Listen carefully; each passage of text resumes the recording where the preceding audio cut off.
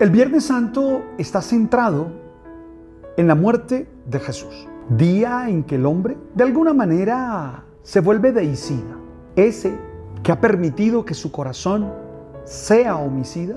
En la tarde del Viernes Santo llega a lo peor que puede hacer, que es matar al Hijo de Dios. En estos días escribí una columna para el periódico El Heraldo, en el que publico todos los fines de semana, todos los domingos. Y la columna llevaba por título ¿Por qué lo mataron? Porque creo que si no entendemos la causa de la muerte de Jesús, no comprendemos realmente todo lo que ella significa para nuestra vida. En el Evangelio de Juan, la muerte de Jesús es la hora de la glorificación, la hora de la plenitud, la hora en la que se rompen todos los diques que están en contra de la vida para que la vida sea plena y en abundancia. ¿Por qué lo mataron? Lo mataron por sus opciones de vida. Sí, lo mataron por la manera como vivió frente a Dios y por la manera como vivió frente a los hombres. Su trasegar, sus discursos, pero sobre todo su vida cotidiana, sus acciones cotidianas, lo hicieron a él, a Jesús de Nazaret, un verdadero escándalo para el orden religioso y el orden social de ese momento. Pudiera yo decir que su ministerio no respondía a las expectativas de ninguno de los grupos humanos con los que él interactuó en su vida. Sí, haber identificado la causa de Dios con la causa del hombre, haber dicho que estar en favor del hombre es estar en favor de Dios, lo volvió insoportable para los líderes religiosos de ese momento. Un teólogo que me gusta leer, Hans Küng, lo expresa en estos términos. Y quiero leértelo para que sepas de qué estamos hablando. Dice este teólogo suizo: para la gente de la ley y el orden, Jesús se mostró como un provocador peligroso para el sistema. A los activistas revolucionarios los desilusionó con ese pacifismo sin violencia. A los ascetas, pasivos y separados del mundo, les pareció demasiado mundano. A los piadosos, adaptados al mundo, por último, les pareció poco comprometido. A los taciturnos les resultaba demasiado ruidoso y a los ruidosos demasiado callado. A los severos, esto es, a los conservadores, les sonaba muy liberal y a los liberales les sonaba demasiado riguroso. No respondía a los intereses de ninguno de esos.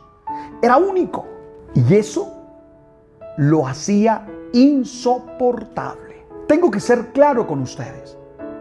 Su manera de vivir, la forma como Jesús vivió, estaba en conflicto con los intereses religiosos que predominaban en esa sociedad.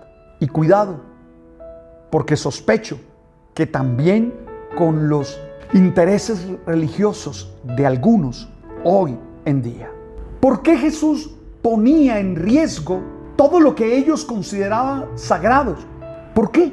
Porque su relación con el Padre le había hecho entender que era desde el amor, que era desde la misericordia, como se le adoraba y como se le alababa. Por eso, Jesús proponía destruir el templo, el lugar físico de la presencia de Dios, destruirlo en 3 y volverlo a reconstruir en 3 días. Eso lo dice Juan en el capítulo 2, versículo 18 al 22. Eso fue la tapa. Ya por eso, destruir el templo, ya eso era demasiada herejía. Pero aún más, si tú revisas el capítulo 4 de Juan, versículo 21, allí no lo hace fundamental para la relación con el Padre. Ante la pregunta de la samaritana que si era allí en Jerusalén, en ese monte o en el Garizim, Él les dice que ni allí ni acá, en espíritu y en verdad. Jesús era insoportable porque no practicaba lo que ellos consideraban esencial para su religiosidad, como por ejemplo, el ayuno. ¿Te acuerdas que en Mateo 9:14 le preguntan por qué tus discípulos no ayunan y los de Juan Bautista y los de los fariseos sí? Tampoco ni el estricto precepto del sábado. ¿Te acuerdas tú que en el Evangelio de Juan, capítulo 9, versículo 16, dicen los líderes religiosos del momento: este no puede ser buen tipo, este tiene que ser un blasfemo, es que no cumple el sábado? Tampoco las consideraciones mosaicas del divorcio.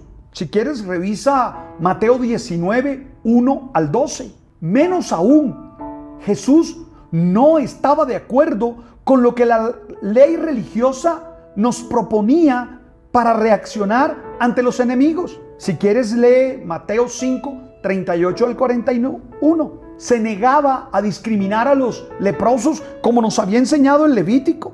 Revisa Marcos 1, 40, 44. Pero peor, se sentaba a la mesa con los seres más despreciables de esa sociedad, con los pecadores, con los publicanos, como bien nos dice Marcos 2:16. Oye, tal vez lo más escandaloso es que vivía con la alegría festiva de quien se sabe amado por Dios, tanto que lo llegaron a criticar y lo llamaron borracho y comilón.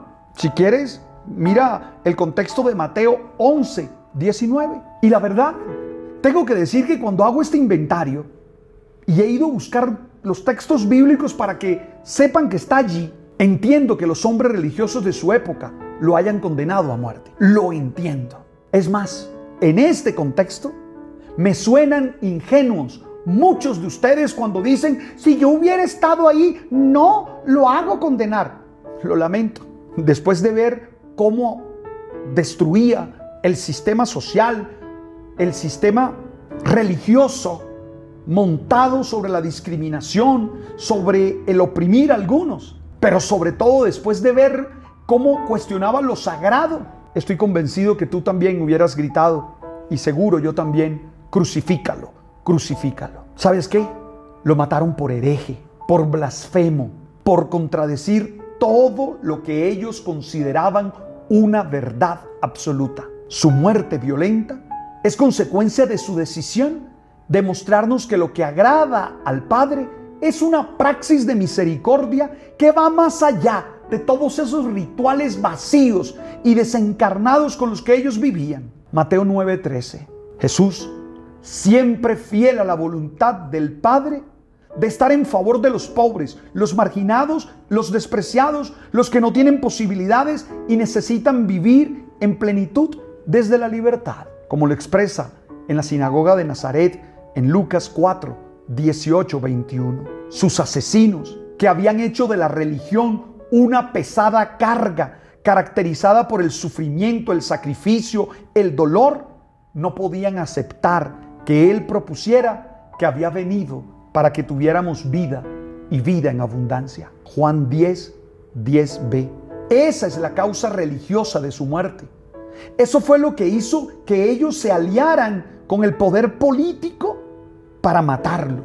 Claro, al fin y al cabo terminaron entregándolo en manos de los romanos para que lo justiciara. Mateo 27, 1 al 2. Ahora, todo eso Jesús lo asume como consecuencia de su vida. Lo asume. Por eso Juan 10, 18 dice que no le quitan la vida, Él la entrega. Y también Jesús entiende que está en el plan de su Padre. Juan 3, 17. Espero que tengas lápiz y papel y vayas viendo los textos bíblicos y construyas también tu reflexión en este día santo. Tú sabes.